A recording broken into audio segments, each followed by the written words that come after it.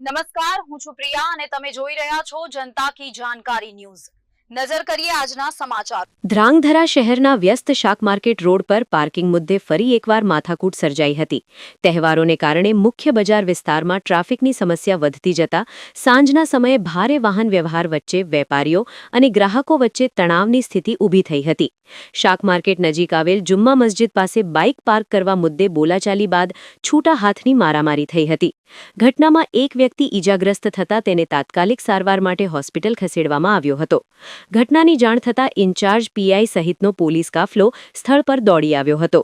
પોલીસે શાકભાજીની રેકડીઓ અને રસ્તાની વચ્ચોવચ્ચ પાર્ક કરેલા વાહનો દૂર કરવાની કાર્યવાહી હાથ ધરતા થોડા સમય માટે અફરાતફરીનો માહોલ સર્જાયો હતો।